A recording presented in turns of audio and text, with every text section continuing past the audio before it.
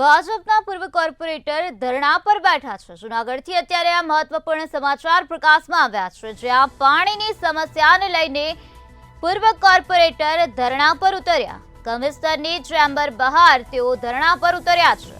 ભાજપના કોર્પોરેટર હિતેન્દ્ર ઉદાણી ધરણા પર ઉતર્યા છે। તો પાઇપલાઇન નાખવાના ખોદકામમાં પાણીની પાઇપલાઇન તૂટી ગઈ છે।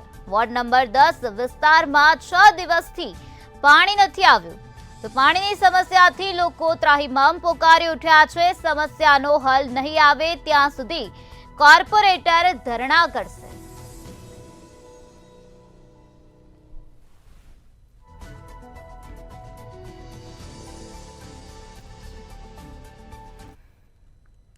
હિતેશભાઈ આજે ફરી ધરણા કરવા પડ્યા, શું મુદ્દો?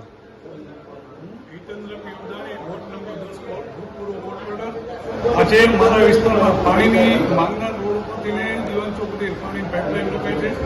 એમાં અવારનવાર તૂટેલ હોય, એકત્ર પાણી આવતું હોય, જેથી પાણીનો અવાર હોય તે દિવસ પાણી આપી ન શકે, તૂટેલા સમજાતી નથી। બીજે દિવસે, ત્રીજા દિવસ સુધી, 4 દિવસે પાણી આવ્યું તો 6-7 વાર બન્યું। હમણાં તો 6 દિવસ સુધી પાણી ન આવ્યું। પ્રજા અમારા વિસ્તારમાં 8 થી 10 હજારની વસ્તી જે છે ત્યાં પાણી નથી આવતું। બીજા વિસ્તારમાં પાણી અત્યારે આવે એ એકદમ ડોરું પાણી આવે છે, અને એ પાણી કઈ રીતે આવે એ મને ખબર નથી। તો આ બાબતની તપાસ થાય। કમિશનર સાહેબને મારે એટલી જ વિનંતી કરવાની કે આ બાબતની તપાસ કરે અને આ બાબતનું સોલ્યુશન કરે કે જો જ્યાં લાઈન તૂટીને તાત્કાલિક સમજાઈ જાય તો બીજા દિવસે પાણી આવી શકે। જો અત્યારે 70 વરસાદ થયો હોય રોજ પાણી આપે તો વધુ સારું, કારણ કે અત્યારે વરસાદ એ સારો થયો છે અને પાણી જો રોજ આપે તો એ લાઈન તૂટે તો પાણી કોઈના ઘરે 1-2 દિવસ રહી શકે। કેવા